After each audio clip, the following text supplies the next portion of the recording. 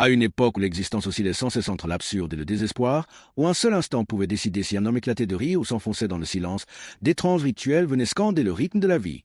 Sous des bannières déchirées, des paysans couverts de boue recevaient soudain des couronnes de papier, devenant rois d'une nuit lors de la fête des fous, tandis que les barbiers, à la fois guérisseurs et bourreaux, maniaient des rasoirs capables de faire couler plus de sang qu'ils ne pouvaient en sauver. Les villages murmuraient de crainte lorsque les chats noirs connaissaient un funeste sort, les ombres semblaient danser aux côtés des vivants, et chaque repas portait en lui la possibilité d'être un réconfort ou une condamnation. Telle était la réalité du monde médiéval, un lieu où le risque et le rituel se tissaient étroitement ensemble, où même une plaisanterie prononcée trop fort devant la mauvaise oreille pouvait réduire une langue au silence à jamais. Entrez avec moi dans ce monde où l'ordre des choses s'écroulait, où les mendiants revêtaient les habits des prêtres et où le roi était rabaissé au rang de bouffon, raillé par ceux-là même qu'il gouvernait autrefois. C'était la fête des fous, un carnaval qui renversait chaque loi de convenance, qui ridiculisait la hiérarchie, qui tournait en dérision la tradition et qui offrait à l'homme du peuple un rare souffle de rébellion. Durant une seule journée, la cage rigide de la société éclatait dans un vacarme de rire et de chaos. Cette fête n'était pas née d'une simple folie, elle était la survie déguisée en joie. Ses racines plongeaient dans des traditions antiques telles que les Saturnales, et pourtant, paradoxalement, elle fut adoptée même par l'Église médiévale, célébrée au cœur même des murs sacrés comme si la solennité divine exigeait son contraire. Prêtres et paysans, seigneurs et mendiants, tous se livraient à la démesure, comme pour se rappeler, ne serait-ce qu'un instant, que la perfection n'avait jamais appartenu à la nature humaine, et que parfois le rire pouvait être plus sain que la prière. L'air s'épaississait de l'odeur de la bière et des viandes rôties, les chants des ménestrels se heurtaient aux éclats de rire.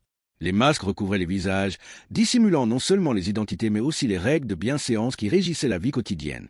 Sur les places publiques, les cordonniers débattaient avec les théologiens, les seigneurs échangeaient des plaisanteries avec les forgerons, et les boulangers portaient des couronnes tandis que les évêques jouaient les fous. Pour une nuit brève, la société se dissolvait dans une émeute joyeuse d'égalitaire. Mais sous la musique et les rires, une tension fragile persistait. L'Église observait, méfiante devant ce chaos qu'elle autorisait elle-même, parfois même complice en secret, quand des évêques se déguisaient en clowns ou que des moines chantaient des hymnes satiriques, levant leur coupe en dérision de l'autel qu'ils servaient le jour. C'était là tout le paradoxe de l'époque, condamnation et indulgence dansant main dans la main. La véritable force de cette fête résidait dans son audace à défier l'autorité. Pour une fois, les puissants pouvaient être ridiculisés. Les paysans se moquaient des rois. Les humbles parodiaient la noblesse. Les évêques revêtaient la coiffe du fou. L'autorité, l'espace d'un instant, se dissolvait dans la plaisanterie. Et dans cet effondrement passager, chacun se souvenait de ce qui les liait réellement, non pas les rangs ni la richesse, mais une humanité commune, un rire partagé face à la souffrance. Les rues devenaient des rivières de réjouissance. Les hommes luttaient dans la boue, les femmes criaient de joie derrière leurs masques, et le son d'une allégresse débridée résonnait dans les ruelles étroites comme un coup de tonnerre d'unité. Durant une seule nuit d'hiver, le chagrin était oublié. Durant une seule nuit, l'ordre cédait la place au chaos, mais un chaos qui guérissait, une rébellion qui ne détruisait pas, mais qui rappelait. Les cérémonies paraissaient folles, mais elles portaient en elles une gravité insoupçonnée. De faux procès jugeaient des crimes absurdes. Des bouffons proclamaient des édits fantaisistes sous les acclamations de la foule. Même les moines, ceux qui, le jour, récitaient des prières austères, entonnaient des requiems ridicules, leur voix éclatant en rire qui ressemblait à une délivrance. Et lorsque les masques glissaient enfin, lorsque les torches s'éteignaient et que les rires s'apaisaient en murmures, ce qui restait n'était pas la folie, mais le souvenir. Le souvenir que, l'espace d'un instant fugitif, ils avaient tous été libres. Lorsque la frénésie de la fête des fous finit par s'éteindre, lorsque les masques furent retirés et que les derniers éclats de rire se dissipèrent dans les ruelles pavées, il ne resta pas seulement l'épuisement, mais aussi la réflexion. L'air, naguère rempli de chants tapageurs et de joies ivres, paraissait désormais doux, alourdi par le poids silencieux du souvenir. Les fêtards rentraient chez eux, leurs manteaux trempés de brume hivernale, portant en eux la chaleur d'une absurdité partagée, la joie secrète de savoir que, l'espace d'un instant fugace, l'ordre avait été renversé. Des liens forgés dans la plaisanterie persistaient dans des chuchotements échangés sur le pas des portes, dans des regards complices rappelant l'audace d'avoir ri des rois et raillé les prêtres. Et bien que la liesse fût évanouie dans le silence, le paradoxe qu'elle avait révélé demeurait, la preuve que, parfois, dans le chaos naît la clarté, et que dans le désordre brille le besoin humain d'unité et de lien. Mais le monde médiéval n'était jamais immobile. Quittez le carnaval, et vous vous retrouvez dans un autre théâtre de l'existence tout aussi étrange, tout aussi périlleux. Là, l'échoppe du barbier se dressait comme un carrefour singulier entre vanité et survie, entre coquetterie et chirurgie. Dans ces modestes étals de bois, sous le poteau rayé de rouge et de blanc qui tournoyait doucement dans la brise, les hommes confiaient leur corps à des mains qui maniaient aussi bien les ciseaux que des lames assez tranchantes pour arracher la vie. Le barbier chirurgien n'était pas seulement un coupeur de cheveux. C'était l'homme vers qui l'on se tournait quand la fièvre consumait le corps, quand les plaies s'infectaient, quand les migraines martelaient sans relâche. Sa profession était née de la nécessité. L'Église interdisait aux prêtres de trancher dans la chair, et cette tâche soignée ou parfois tuée revenait à ses artisans de l'acier et du feu. Sans le privilège des universités ni des bibliothèques, ils apprenaient en observant, en échouant, au prix d'années d'apprentissage où le savoir se mesurait non pas en livres, mais en cicatrices et en survie. Poussez la porte de son atelier et vous découvririez une panoplie d'outils luisants sous la lueur des chandelles, des rasoirs aiguisés à une netteté effrayante, des lancettes conçues pour percer les veines, des jarres remplis d'herbes, de racines et de poudres mystérieuses. Les patients s'asseyaient, anxieux, manches retroussées, attendant le rituel de la saignée, une pratique fondée sur l'antique croyance que la maladie venait du déséquilibre des 4 humeurs du corps, le sang, le flegme, la bile noire et la bile jaune. Guérir, c'était couper, drainer, rétablir l'équilibre par des ruisseaux écarlates s'écoulant dans des bols. C'était un rituel brutal, mais il inspirait confiance. Les villageois amenaient leurs enfants, leurs pères, leurs voisins, croyant à la main sur du barbier, espérant que l'écoulement du sang desserrait aussi l'étreinte de la mort. Certains serraient des herbes brûlantes pour masquer l'odeur, d'autres murmuraient des prières, d'autres encore mordaient des lanières de cuir lorsque la lame ouvre la veine. Mais le barbier n'était pas seulement chirurgien. Il était aussi brasseur de remèdes, créateur de potions imprégnées de superstitions et de bribes de sagesse herboriste. L'absinthe, la sauge et d'autres plantes cueillies dans les champs entraient dans ces concoctions, parfois apaisantes, parfois inutiles, parfois fatales. Une seule gorgée pouvait signifier le soulagement ou bien sceller un destin. Ainsi, le barbier chirurgien se tenait dans une position précaire, respecté et pourtant soupçonné, célébré dans ses succès, maudit dans ses échecs. Son art reflétait l'incertitude même de la vie médiévale, où la foi et la peur marchaient côte à côte. Une seule opération ratée pouvait enflammer la colère de la place du marché, l'obligeant à plier bagages et à chercher ailleurs la fragile confiance de nouveaux inconnus. Et pourtant, malgré cette tension, son échoppe demeurait un centre de vie, empli chaque matin de rire, de bavardage et du cliquetis des ciseaux coupant les cheveux, avant que l'ambiance ne s'assombrisse l'après-midi avec l'arrivée des patients pour les saignées et les chirurgies rudimentaires. Là, les rythmes de l'existence battaient en une étrange harmonie entre vanité et survie, entre rire et douleur, entre le simple coup de ciseau d'une coupe de cheveux et le solennel tranchant d'une veine ouverte.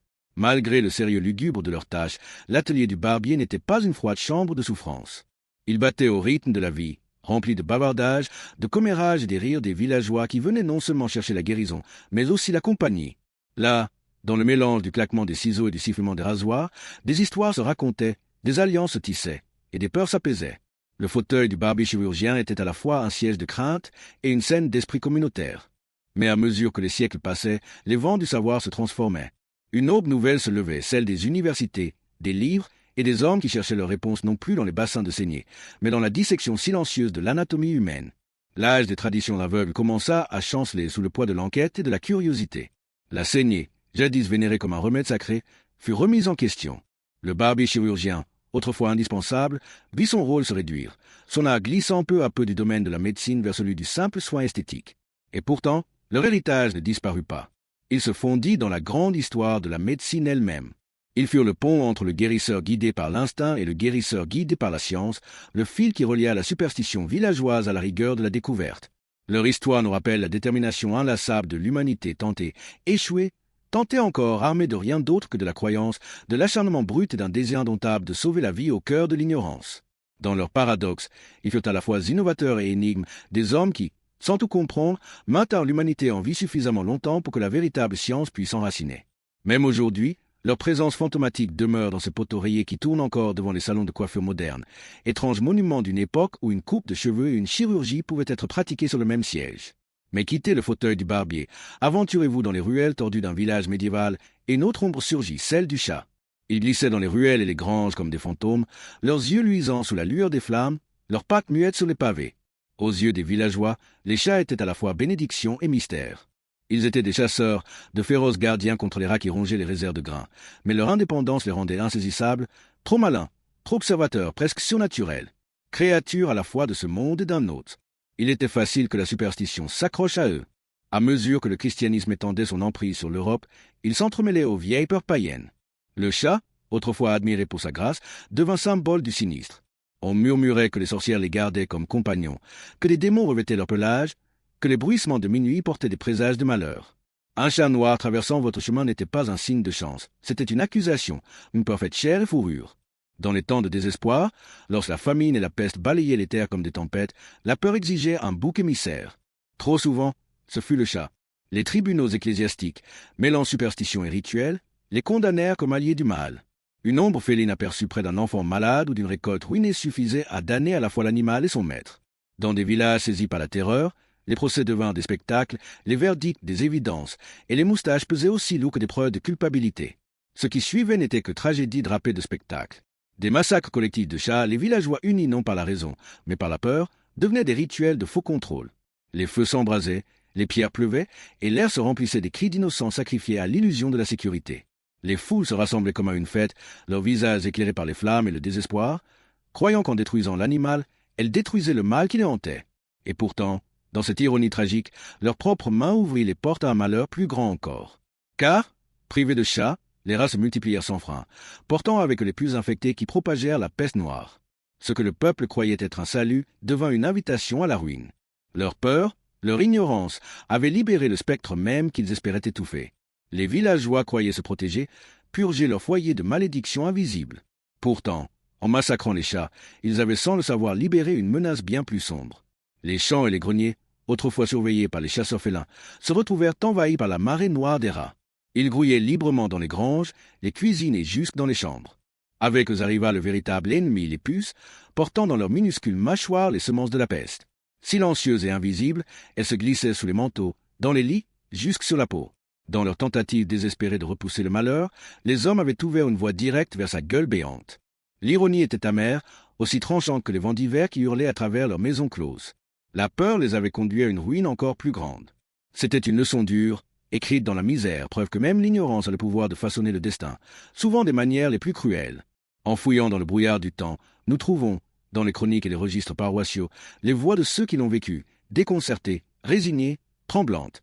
Ils consignèrent non seulement la brutalité de leur époque, mais aussi ses contradictions. Cette même société capable de noyer des chatons dans les flammes pouvait aussi abriter en secret des errants. Il y eut toujours quelques-uns, les discrets préservateurs, qui osèrent résister, qui affrontèrent le ridicule pour protéger ces créatures que d'autres voulaient anéantir. De petits actes de défi, oubliés par la plupart, mais qui portaient en eux les graines d'une compréhension future. Cette persécution des chats n'était pas seulement cruauté, elle reflétait une tension plus vaste entre les classes. Les paysans agissaient sous l'emprise d'une peur brute, tandis que la noblesse observait souvent de loin, avec une froide indifférence ou un amusement glacé. Pourtant, eux non plus n'étaient pas épargnés. De temps à autre, des décrets contre les chats émanaient même des mains des seigneurs, preuve que la superstition s'était insinuée dans chaque recoin de la société. Nul n'était libre de ses ombres.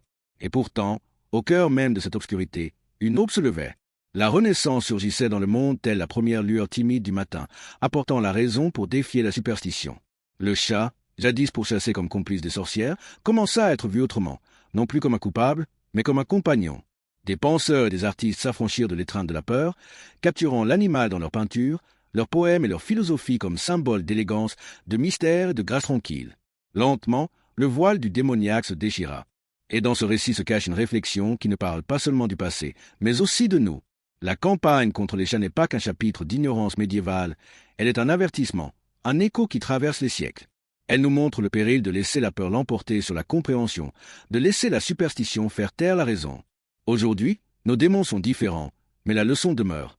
Sans empathie, sans compréhension, nous risquons de devenir les artisans de notre propre perte. À présent que les chats ronronnent paisiblement près de nos foyers, leur souffle doit portant réconfort dans la nuit. Ils sont des rappels vivants de cette étrange danse entre la terreur et la sagesse, entre la cruauté et la compassion. Ils nous rappellent l'humanité que nous cherchons à atteindre, fragile mais tenace, une leçon murmurée par l'histoire elle-même. Mais au-delà du foyer, un autre danger couvait dans la vie médiévale, un danger qui ne rôdait pas dans les ombres ni dans la superstition, mais au cœur même des festins des puissants. Car sous la lumière vacillante des chandelles, dans la splendeur des salles de banquet où tintaient les gobelets et s'élevaient les rires, se cachait une autre peur, celle du poison. Les longues tables resplendissaient de viande rôtie et de mets épicés, mais chaque bouchée portait en elle le soupçon. Les nobles vivaient dans un monde où la nourriture n'était jamais simple subsistance. Elle était une arme, un champ de bataille silencieux. Des goûteurs se tenaient à leur côté, testant chaque plat avant qu'il n'atteigne les lèvres du seigneur, leur vie fragile bouclier entre le pouvoir et la mort. L'air lui-même semblait lourd de paranoïa, parfumé d'herbes rôties et de la possibilité, rampante de la trahison. Car dans ce monde de rivalité et de complots murmurés, même une main de confiance pouvait tendre une coupe empoisonnée. La ciguë, la belladone, l'aconite, ces plantes qui semblaient si innocentes dans les champs sauvages, leurs fleurs se balançant doucement dans le vent, étaient en vérité des tueuses silencieuses. Entre de bonnes mains, elles devenaient médecine. Entre de mauvaises, elles se transformaient en instruments de malveillance discrète. Leurs feuilles murmuraient des promesses de fin rapide et secrètes. Et ceux qui maîtrisaient cet art sombre se recrutaient dans toutes les couches de la société. le serviteur ignoré qui versait le vin, le courtisan amer avide de pouvoir, l'apothicaire qui choisissait le silence plutôt que la morale. Tous étaient liés par le même don de tromperie, par leur talent à tisser la mort dans le rituel quotidien des repas. La table de banquet devenait elle-même un champ de bataille silencieux, poli et mortel. Le pouvoir ne s'y affrontait pas avec des épées, mais avec des gobelets et des plats où l'ambition se dissimulait sous des sauces parfumées et où la trahison mijotait dans des ragoûts épicés. Dans cette guerre de l'ombre, le goûteur représentait la mince barrière entre la vie et la mort. Ces gardiens méconnus, toujours aux côtés de leur seigneur, goûtaient les mets en premier, avalant le danger pour que leur maître puisse vivre. Une seule imprudence, une bouchée trop empressée, et ils pouvaient s'effondrer avant même que le premier toast ne soit porté. Pour leur loyauté, ils étaient à la fois célébrés comme des héros et pleurés comme des victimes, vis éteintes dans le silence afin de préserver un règne. L'art du poison lui-même était terrifiant dans son ingéniosité. Les épices et les arômes, choisis pour éblouir les palais nobles, servaient aussi à masquer l'amertume. Les recettes devenaient des armes, leur complexité rivalisant avec le talent des cuisiniers comme celui des espions. Chaque plat était un théâtre, chaque banquet une représentation où la vie et la mort se côtoyaient sur les assiettes dorées. Et lorsque le poison atteignait son but, les conséquences n'étaient que chaos. La chute d'un roi ne s'arrêtait pas à la table. Elle se propageait vers l'extérieur, défaisant les alliances, déclenchant des guerres, engendrant des vengeances. Une simple coupe pouvait faire basculer l'axe des royaumes. Cette peur constante nourrissait l'innovation. Les couverts d'argent, que l'on croyait noircir au contact du venin, devinrent à la fois superstition et précaution. Les serviteurs scrutaient chaque détail de la préparation. Des gardes surveillaient les cuisines. Pourtant, aucun rituel, aucune mesure de précaution ne pouvait jamais effacer la paranoïa lancinante qui rôdait à chaque fois qu'un noble levait son gobelet. L'histoire abonde en tels récits.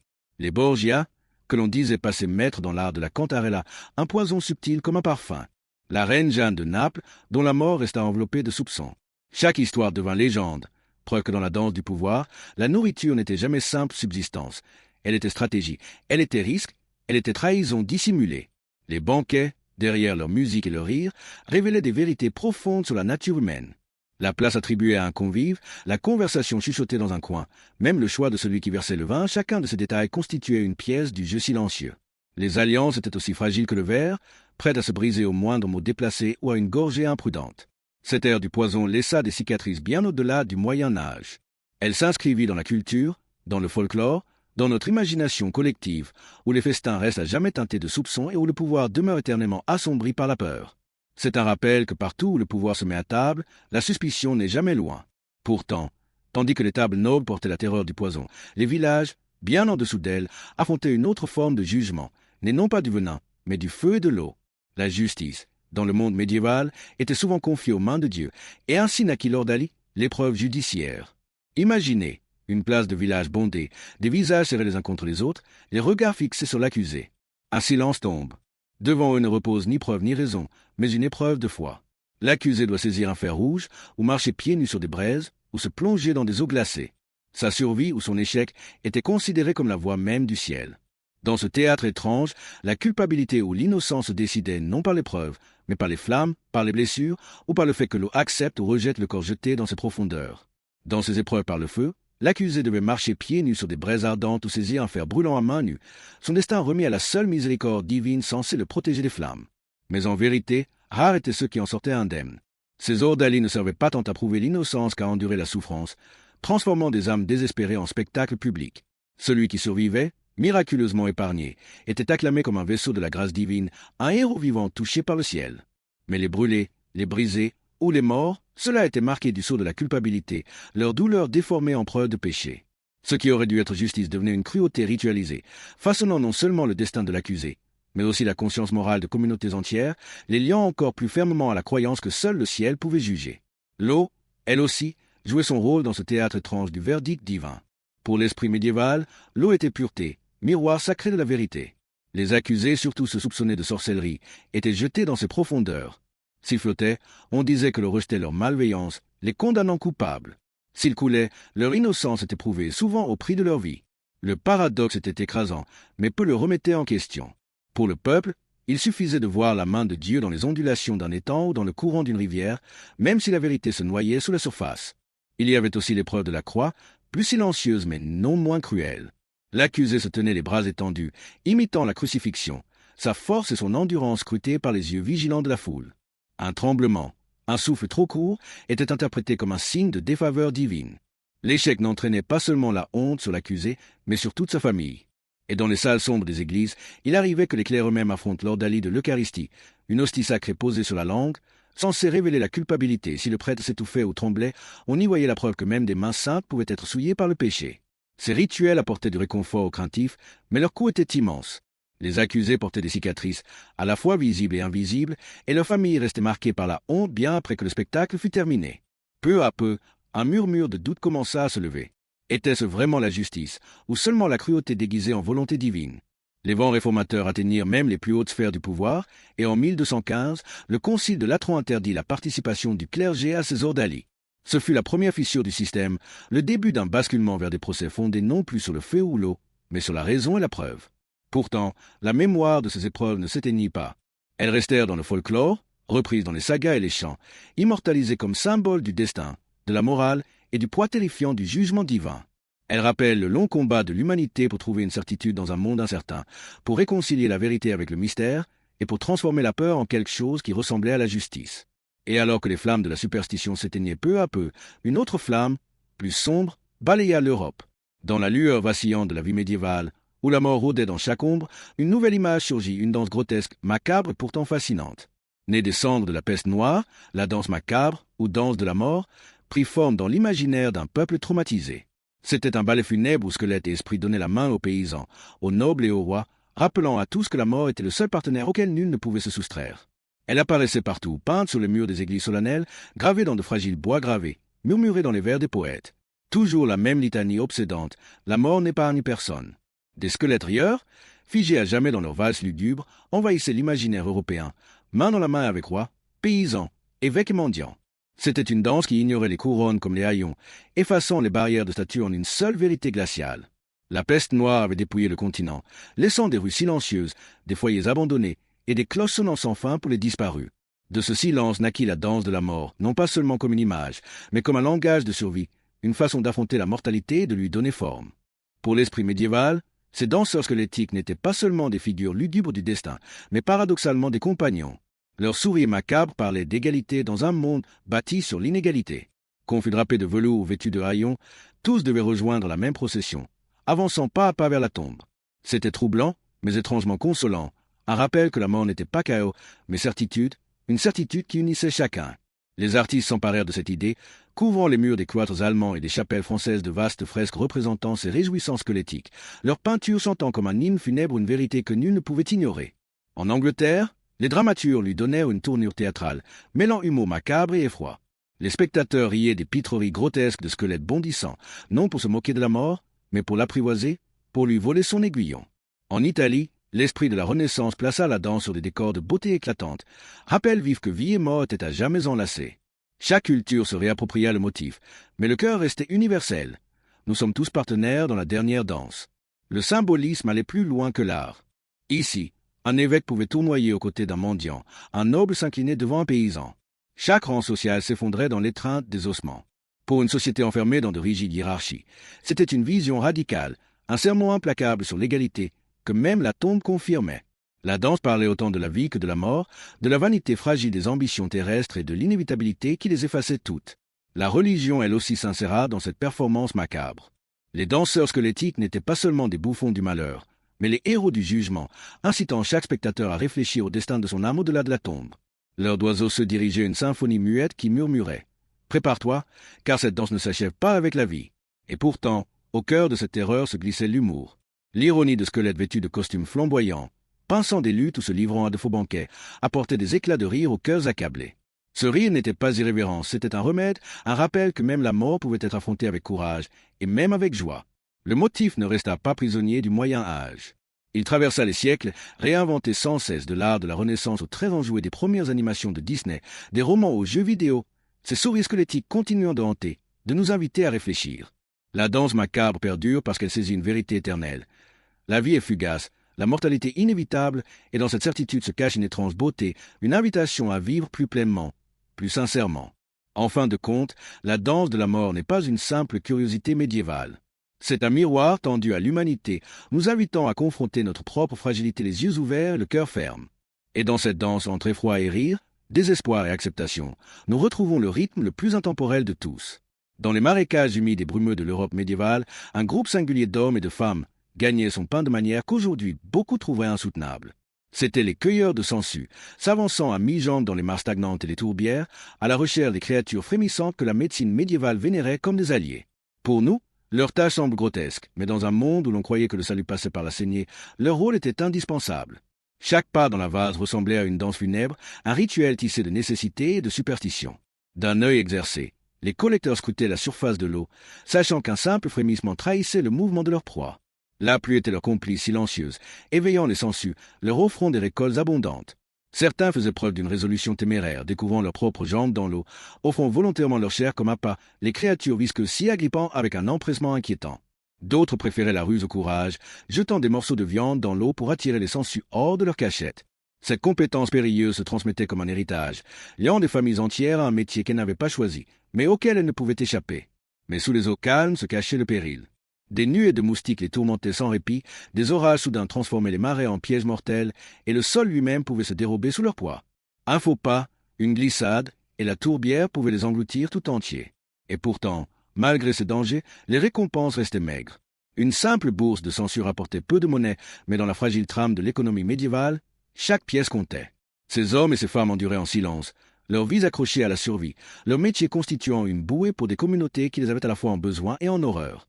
Car les sangsues qu'ils récoltaient étaient précieuses pour les médecins, les barbiers chirurgiens et les apothicaires, qui s'accrochaient encore à l'antique croyance des 4 humeurs, le sang, le flegme, la bile jaune et la bile noire. La maladie, pensait-on, naissait du déséquilibre entre ces éléments, et les sangsues offraient le moyen de drainer l'excès de sang, restaurant ainsi l'harmonie. Pour les patients désespérés, ces créatures frémissantes représentaient une mince lueur d'espoir. Mais pour la société dans son ensemble, les collecteurs eux-mêmes demeuraient des figures paradoxales, indispensables mais méprisées, respectées mais tournées en dérision, souvent comparées aux fossoyeurs et aux parias. Leur profession les reléguait dans l'ombre, tolérée mais jamais véritablement acceptée. Leurs outils étaient humbles, simples bourses de cuir ou paniers tressés pour contenir leur butin, bâtons pour agiter la vase, couteaux pour couper les roseaux. Pas de grandeur, pas de sophistication, seulement des instruments forgés par la nécessité. Et pourtant, derrière cette simplicité se cachait une intime connaissance du monde naturel, un instinct plus affûté que la lame d'un chirurgien. Ils connaissaient l'humeur des eaux, les habitudes des sangsues, les signes d'un sol mouvant. Chaque jour était un pari contre les caprices de la nature, chaque récolte un petit acte de défi. Malgré leur isolement, les collecteurs tissaient leur propre communauté.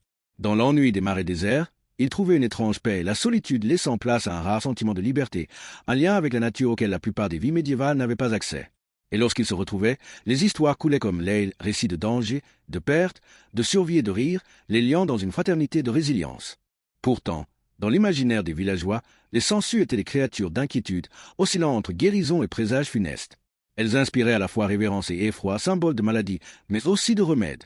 Une contradiction qui reflétait l'âme médiévale elle-même, coincée entre superstition et lente aurore de la science.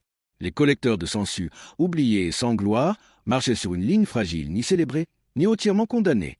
À l'image des créatures qu'ils poursuivaient, ils vivaient dans une zone trouble, nourrissant une société qui reconnaissait à peine leur valeur. Mais dans leur persistance, dans leur courage silencieux à pénétrer encore et encore dans les marais, ils incarnaient la lutte humaine éternelle. Arracher la vie aux lieux les plus improbables et trouver un sens dans l'étrange dans notre nature, survie et croyance. Au fil des siècles et avec l'approfondissement du savoir, l'image de la sangsue commença à changer. À la Renaissance, le monde s'éveillait à de nouvelles questions, de nouvelles méthodes et une nouvelle soif de vérité. Les vieilles traditions de la saignée cédèrent peu à peu la place à l'observation et à l'enquête, et avec ce basculement, les collecteurs jadis essentiels, jadis indispensables, commencèrent à s'effacer dans la mémoire. Pourtant, dans des villages reculés, à l'écart du progrès, leur héritage subsistait. Dans les marécages silencieux, où les ombres s'étiraient sur les eaux immobiles, des familles continuaient à patauger pour ces créatures, s'accrochant à des pratiques transmises en secret à travers les générations. Leur histoire, prise entre superstition et éclaircissement, devint un témoignage d'endurance, un rappel que l'histoire n'est pas faite seulement de grands rois et de cathédrales, mais aussi de la persistance humble de ceux qui s'enfonçaient dans la boue à la recherche de survie. Dans le tissu serré de la vie villageoise médiévale, une autre force détenait un pouvoir égal. Les mots. Prononcés, murmurés ou criés, ils étaient des fils capables de tisser des communautés ou de les déchirer.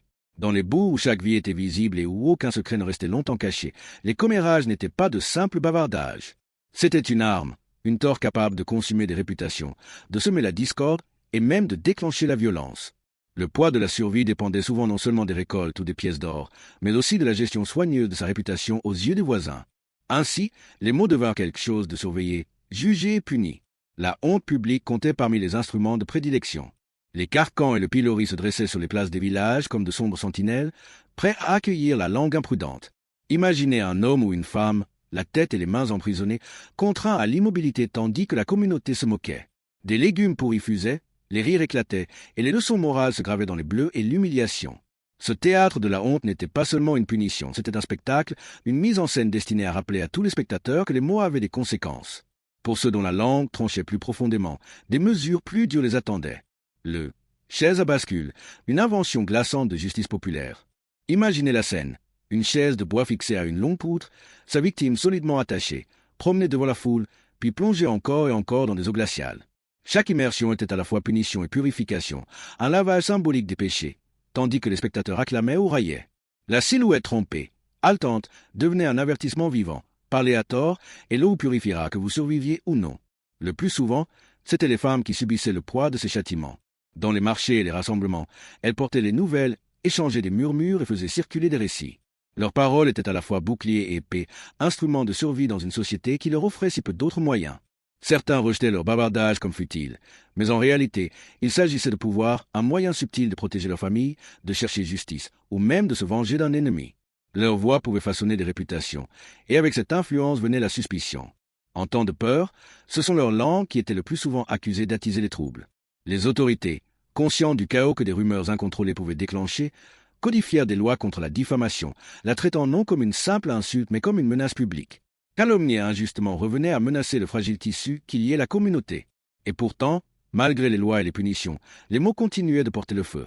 Dans les moments de crise, pendant les famines, les épidémies ou les guerres, les rumeurs couraient comme des flammes dans les rues bondées et les tavernes enfumées. Les murmures de sorcellerie, de trahison ou d'hérésie embrasaient les foules, transformant la suspicion en procès et en exécution. Le village lui-même devenait tribunal et jury, les verdicts forgés non par la vérité mais par l'équilibre fragile entre peur, superstition et instinct de survie collective. Les commérages pouvaient couronner ou condamner, élever ou détruire. Et dans ce théâtre fragile des voix humaines, la société médiévale révélait à la fois sa plus grande force et sa plus sombre faiblesse, le besoin désespéré de donner un sens au chaos, même si cela signifiait sacrifier la vérité sur l'autel de la peur. L'opinion populaire dans les villages médiévaux était une arme à double tranchant. Un simple murmure, répété assez souvent, pouvait se tordre en vérité, guidant les jugements et faussant la justice. Ce qui aurait dû être équité se dissolvait souvent dans la volonté de la majorité, exposant la mince frontière entre unité et vendetta. Bien que cette voix collective pût renforcer les liens, elle possédait aussi le pouvoir de réduire au silence les innocents et d'exalter les malveillants. Dans un tel climat, les gens apprirent la prudence. Des réseaux discrets de confiance virent le jour, alliances secrètes construites sur des confidences murmurées et des conversations codées. Ces cercles chuchotés étaient des bouées de sauvetage, offrant protection dans un monde où des paroles imprudentes pouvaient anéantir carrière, réputation, voire vie. Les procès de langue trop vives ne restèrent pas confinés à la place du village. Ils s'étendirent dans les légendes, remodelés par le temps en récits édifiants transmis de génération en génération. Les histoires de commérages ayant ruiné des foyers ou déclenché des violences devinrent paraboles, brodées dans le folklore comme des avertissements moraux cousus dans la mémoire. À chaque nouvelle version, elle rappelait aux auditeurs le poids périlleux porté par la parole. Ce qui avait commencé comme punition se durcit en mythe, et ce qui n'était qu'un avertissement devint une leçon culturelle, que les mots pouvaient blesser, racheter ou détruire, et que leurs échos pouvaient durer plus longtemps qu'une vie. Même aujourd'hui, des places médiévales aux écrans modernes, l'humanité se rappelle de la même vérité. La parole est à la fois don et arme, et son usage prudent peut façonner le destin des mondes entiers. Des places bruyantes au silence feutré des monastères, les mots détenaient une autre forme de pouvoir, plus discrète mais tout aussi profonde. Dans les scriptoriums faiblement éclairés, les moines se penchaient sur le parchemin à la lueur tremblante des chandelles, leurs plumes grattant avec une patience infinie. Leur tâche était monumentale, préserver le savoir dans une Europe où bien peu savaient lire, et moins encore écrire. Le froid de l'hiver mordait leurs doigts, mais ils persistaient, recopiant sans relâche textes sacrés, philosophie et chroniques, devenant ainsi les gardiens infatigables de la mémoire dans un âge oscillant entre ténèbres et lumière. Mais leurs manuscrits n'étaient pas toujours empreints de gravité. Les mares de ces pages sacrées devenaient des scènes secrètes où l'esprit humain s'échappait des règles. Parmi les lettres enluminées et les bordures dorées s'épanouissaient des scènes fantaisistes, escargots s'affrontant en chevaliers, non luttant joyeusement, singeant la folie des hommes. Ces étranges dessins se moquaient des absurdités de la vie, tournaient en dérision l'autorité et révélaient que même les scribes cloîtrés, liés au silence, avaient soif d'expression. Certains osaient davantage encore. D'une encre rapide et discrète, ils griffonnaient des confidences. Mauvais parchemin, lumière trop faible, mains épuisées. Des plaintes de lassitude et de frustration traversant les siècles, humanisant ces hommes trop souvent réduits à de simples serviteurs de l'Église. Dans ces notations secrètes, nous apercevons des éclats d'individualité, désir, humour, rébellion. Les mares devenaient un refuge où humour, doute et satire pouvaient respirer. À travers cet art caché, les moines critiquaient en silence les hiérarchies, tournaient en dérision les dogmes rigides et murmuraient des vérités qu'ils n'auraient jamais osé dire à voix haute. Leur imagination dérivait aussi vers les sphères de la peur et du mythe. Les mares s'emplissaient de bêtes fantastiques, dragons lovés près des psaumes, créatures hybrides grondant entre les vers sacrés, servant à la fois d'avertissement contre le péché et de talisman protecteur. Parfois, ces enluminures cachaient des messages codés, contestations voilées, amour clandestine, ou débats théologiques dissimulés aux yeux de l'autorité. Sous les lignes rigides de l'écriture coulait un courant de résistance, de créativité et de désir, transformant le silence glacé du cloître en un monde paradoxal où l'encre parlait plus fort que les voix. Ces manuscrits, conservés à travers les siècles, nous rappellent que le savoir n'est jamais seulement copié, il est vécu, façonné et subtilement contesté. Dans leurs fioritures et leurs plaisanteries, leurs lamentations et leurs griffonnages, les scribes nous ont légué bien plus que la mémoire de la foi. Ils nous ont transmis la mémoire de la nature humaine elle-même, toujours agitée, toujours questionnante, toujours à la recherche de moyens de s'exprimer, même dans les marges. Dans les mares silencieuses des manuscrits médiévaux, l'histoire ne résidait pas uniquement dans l'écriture sacrée. Elle respirait dans les murmures tracés par des mains invisibles. Des références à Virgile ou à Ovide se glissaient dans les recoins, tissant un dialogue entre la sagesse des anciens et les plumes cloîtrées des moines. Ces mares n'étaient pas vides, elles étaient vivantes, palpitantes de quotidien. De petits croquis et des notes rapides saisissaient une poule grattant la terre, une dispute éclatant sur un marché, ou les éclats de rire d'un banquet de noces résonnant dans une nuit villageoise. Ces éclats d'encre devinrent les miroirs les plus fidèles de l'existence médiévale, brute, sincère, profondément humaine. Ici, les mares se transformaient en chroniques de la vie elle-même. Elles témoignaient des fêtes des moissons remplies de chants, des rumeurs chuchotées qui se répandaient comme des incendies, des rituels qui liaient les communautés alors même que la guerre et la peste menaçaient de les déchirer. Les grandes chroniques des rois et des batailles racontaient l'histoire officielle, mais dans les croquis joueurs et les notes franches des scribes, nous retrouvons le battement de cœur du monde commun. Leurs mains, condamnées à l'anonymat, veillaient pourtant à ce que leur époque ne disparaisse jamais. Par ces traits subtils, ils nous ont légué un héritage d'humour, de peur, de fête et de survie, tissé délicatement dans le tissu de l'histoire. Au bout du compte, les marges devinrent leur rébellion, leur mémoire, leur héritage, nous rappelant que l'histoire ne réside pas seulement dans ce qui est écrit en grand, mais aussi dans ce qui est murmuré sur les bords. Et depuis ces murmures liés au parchemin, la scène bascule vers les entrailles de la terre, où un autre récit prenait forme. Écrit dans la sueur, le danger et l'obscurité. Les mineurs médiévaux descendaient dans les profondeurs, leurs lanternes vacillantes semblant de fragiles étoiles dans l'abîme. Chaque pas portait la promesse de fortune, argent, fer, or, mais tout autant le prix de la mort. Les galeries qu'ils creusaient étaient des veines traîtresses, toujours prêtes à s'effondrer, où un simple tremblement pouvait ensevelir les vivants à jamais sous la pierre. Dans ces labyrinthes souterrains, les hommes luttaient non seulement contre la roche, mais aussi contre la peur elle-même. Le silence pesait lourd, seulement brisé par les coups de pioche et le goutte à goutte inquiétant d'une eau invisible. Certains juraient que l'obscurité avait une voix, que des murmures résonnaient dans les parois, comme si des esprits erraient juste au-delà de la lumière fragile. Naturellement, le folklore s'épanouissait dans ces ténèbres. Des récits parlaient des knockers, ces silhouettes fantomatiques qui frappaient aux parois des galeries comme pour avertir les mineurs d'un danger imminent. Étaient-ils protecteurs ou annonciateurs de mort? Nul ne pouvait en être certain. Pourtant, des offrandes étaient déposées, des prières murmurées, car la superstition se révélait souvent plus solide que les plus robustes poutres de bois. Les outils étaient rudimentaires, mais maniés avec l'instinct du maître artisan. Les pioches et les pelles mordaient dans la pierre récalcitrante. La technique du feu, où l'on chauffait la roche jusqu'à ce qu'elle se fissure, emplissait les galeries d'une fumée suffocante. Lentement, l'innovation s'immisça à Treuil pour soulever de lourdes charges, était de bois pour soutenir les galets affaissés, petite victoire dans une lutte incessante contre le poids impitoyable de la terre. Chaque lever de soleil voyait des hommes s'avancer vers les puits, lanternes vacillantes à la main, leur souffle déjà chargé de poussière. Et pourtant, au milieu de ces périls et de cette monotonie, la fraternité existait. Sous terre, la confiance était synonyme de survie.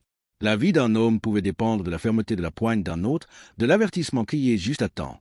Dans ce creuset de ténèbres, des liens se forgeaient, aussi solides que le fer, leur permettant de supporter d'interminables heures de labeur. Ensemble, ils partageaient histoire, pain et silence, bâtissant une fraternité qui transformait le désespoir en endurance. Leur travail ne creusait pas seulement des tunnels dans la pierre, il posait aussi les fondations de l'exploitation minière moderne, leur héritage enfoui au plus profond de l'histoire de la résilience humaine. Dans les profondeurs suffocantes des mines, le danger ne s'inscrivait pas seulement dans la pierre, il se respirait dans l'air lui-même. Des miasmes empoisonnés rampaient à travers les galeries comme des prédateurs invisibles, prêts à étouffer les hommes avant même qu'un seul coup de pioche ne produise son fruit. Des soufflets grossiers haletaient contre l'étouffement, insufflant de maigres bouffées pour purger les boyaux souillés. La science n'avait ici que peu de poids. La survie reposait sur l'instinct, sur cette étrange capacité du mineur à lire les courants d'air et les murmures de la terre. Des canaux improvisés détournaient ce souffle fragile de salut, victoires arrachées morceau par morceau à un ennemi que l'on ne pouvait ni voir ni prévoir. Ainsi, l'adaptabilité devint leur seul bouclier. Dans ce fragile équilibre entre vie et mort, les mineurs apprirent à avancer avec révérence, chaque pas vécu comme un pacte avec le destin. Des légendes naquirent de ces périls, racontant les âmes malchanceuses qui ne revinrent jamais, transformées en gardiens spectraux des galeries. Leurs coups fantomatiques, leurs murmures, devinrent des avertissements, tissant une tapisserie de peur et de respect qui freinait l'imprudence et inculquait la patience à ceux qui descendaient après eux. Dans ce monde de clair-obscur, entre lueurs incertaines et ombres infinies, la réalité se brouillait avec l'imaginaire. Les flammes des lanternes tordaient la pierre en spectre, les ombres en présages, transformant chaque quart de travail en un théâtre de survie où la perception elle-même pouvait signifier la différence entre la vie et la mort. Pourtant, au cœur de ce péril, des étincelles d'humanité persistaient. Les hommes trouvaient des moyens de rire dans les ténèbres, de conter des histoires qui repoussaient le silence, de laisser des chants ou de simples jeux résonner dans les cavités. Et si l'histoire retient surtout les mineurs, les femmes portaient elles aussi leur part de ce fardeau en surface. Elles triaient le minerai d'une main sûre, préparaient des remèdes pour les muscles meurtris et les plaies infectées, nourrissaient la communauté avec le peu que la nature voulait bien offrir. Guérisseuses, travailleuses, partenaires silencieuses de la peine, elles constituaient l'épine dorsale invisible de la vie minière, leur héritage gravé discrètement dans le tissu de la survie, semblable à ces racines qu'on ne voit pas mais qui demeurent essentielles. Le paradoxe de l'extraction minière se révélait dans chaque coup de pioche, la quête de richesse inséparablement liée au risque de ruine. La fortune et la mort marchaient comme deux compagnes jumelles, leur étreinte imprévisible, le jugement implacable. Des villages entiers naissaient ou dépérissaient au gré de ce que la terre choisissait de livrer. Le commerce s'épanouissait là où l'on découvrait des filons d'argent ou de fer. Mais pour chaque fortune murmurée à l'existence, une autre vie se trouvait ensevelie dans le silence. Et pourtant, les mineurs persistaient. Leur courage, leurs innovations et leurs récits devinrent les fondations sur lesquelles les générations futures allaient bâtir. De leurs treuils rudimentaires et de leurs lampes vacillantes naquirent les racines de l'exploitation minière moderne, et de leurs légendes chuchotées naquit l'éternelle fascination pour l'audace des hommes à piller les ténèbres. Aujourd'hui encore, leur héritage survit dans chaque galerie obscure, dans chaque écho de pioche contre la pierre, dans chaque récit de résilience face à un monde impitoyable. En quittant ce voyage au cœur de la terre médiévale, nous sommes rappelés à une vérité intemporelle. Même dans l'obscurité, l'humanité taille sa propre lumière. Ces mineurs oubliés, leurs épouses, leurs enfants, leurs échos fantomatiques, ils nous rappellent que l'histoire n'est pas seulement faite de triomphe, mais aussi d'endurance. Que le courage brille souvent le plus fort lorsque le monde est au plus sombre. Alors, si ces échos du passé ont éveillé ton imagination, ne les laisse pas s'éteindre dans le silence. Emporte-les avec toi, et poursuivons ensemble l'exploration de ces chapitres oubliés de notre monde, là où chaque ombre dissimule une histoire en attente d'être racontée.